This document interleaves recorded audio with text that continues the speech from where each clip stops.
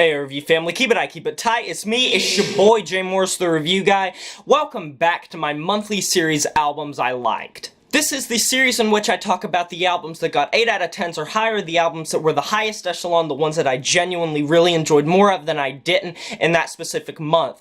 All of these reviews are going to be listed in the description below if you want to go watch them and hear my in-depth thoughts, because I'm not going to be able to go over them as well as I did in those reviews. I won't do them as good a justice, in other words. Also, in the end screen, I will put albums I liked for January in case you want to go back and look at the ones that I really enjoyed last month. So without further ado, let's get right into it. This month was a surprise because we had 2 9s this month, which the reason it surprised me is because 9s are basically 10s, but just maybe a little thing could have been tweaked here or there. One song I didn't really like that much, something like that. Highasakite's album, Uranium Heart. I love the heck out of this album. I've went back to it quite a bit since my review.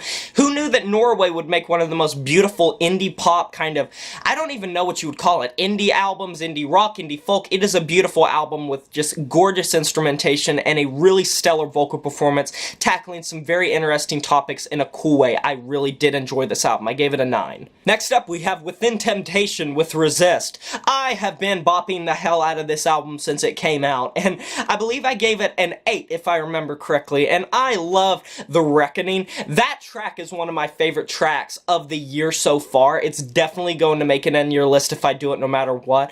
Jacoby Shaddix from Papa Roach is on it, and it's the first Jacoby Shaddix vocal performance that I've enjoyed pretty much ever, I will say. This album is powerful, it's empowering, it's inspirited, it has so much energy, so much passion, it's so quick, it's so fast, it's not that intuitive, it's not that mind-bogglingly amazing, but it doesn't reinvent the wheel, but it doesn't need to because it's such stellar for what it's trying to do, and the power behind it, the sheer amount of energy that this album encompasses. I can't help but get behind it. The bustling production, the driving drums, the amazing guitars that aren't that technical, but they're really driving home this instrumentation, the horns that find their way on these tracks, some of the string sections, the vocal performance. I love this album quite a bit. The next 9 is Xiu Xiu's album, Girl with Basket of Fruit. Holy hell, this is one of the most weird, abstract, avant-garde albums that you're going to hear this year. Xiu Xiu's known for being abstract and avant-garde and all that, but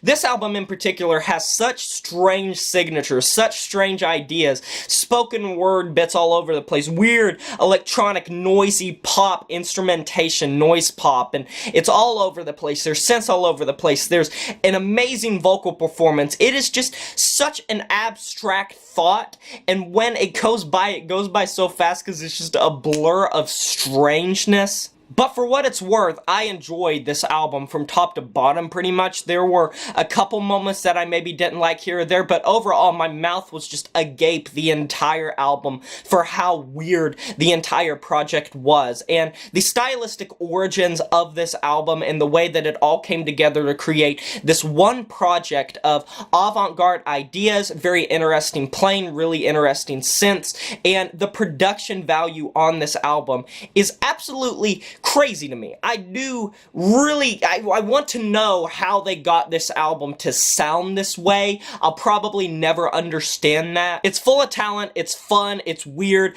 I enjoyed it quite a bit. Next up, an 8 out of 10, Fearless Fred Fury by Insane Clown Posse. Still need to get around to doing the review for Flip the Rat. As of the recording of this video, I have not compiled my review of it quite yet because I've been overwhelmed with a couple other things that I've been trying to get to, as well as some list videos I'm working on for worst to best, stuff like that, just different projects, but I'm definitely going to get to Flip the Rat, so be on the lookout for that. This album is just fun. It's fun. It's not the best rap album you're gonna hear this year, but it's just fun. The lyricism is hilarious. The beats are fun, and the beats have this old school veneer mixed with new school magic that blends the two, and they work together really well. They mesh really well in my opinion, and they come together to merge these two worlds that I think belong together more than people might have thought, and the vocal performance are as crazy and hectic as ever. The song topics are funny.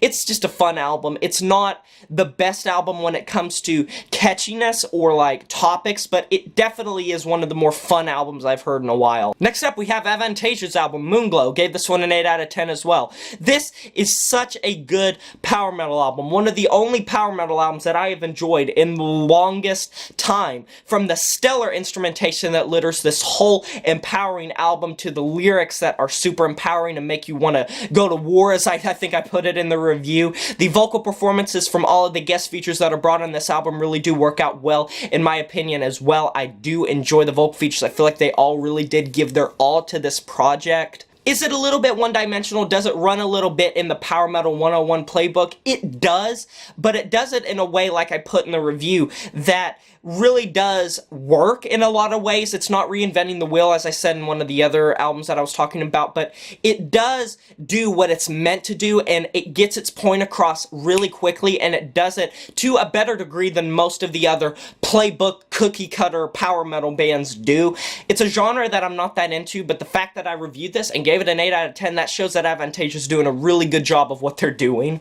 And then finally, we have Kehlani's album, While We Wait, or mixtape, I guess. I did not expect to like this as much as I did. This is a sweet, endearing, glistening album with some amazing production, great alternative R&B and pop album. Sweet Sexy Savage did not impress me that much. This mixtape definitely did. I review a lot of things, but there is like twice as much that I don't review that I do check out but can't add much to, and there's a lot of music that I don't check out at all. Kehlani was almost that. I almost didn't even give this album, the mixtape, the try. I didn't even try it out almost, but when I did, I'm glad I did, because I love how sexy, I love how savage she sounds on this album. Like I said, it sounds more sweet, sexy, and savage than literally her album with that title. She sounds like a complete badass on this mixtape, and yeah, I just really enjoyed it. I really love the beats on this. There's not much I can really complain about. And that wraps up albums I liked for February. I will see you guys at the end of next month. Be sure to like, comment, and subscribe. It helps me out a lot. Smash that notification bell to be notified of my future uploads. And like I said, all of these reviews are going to be in the description below, and in the end screen, I'll put albums I liked for last month if you want to check that out. But anyways, my name is Jay Morris, the Review Guy, and I'm signing off saying farewell.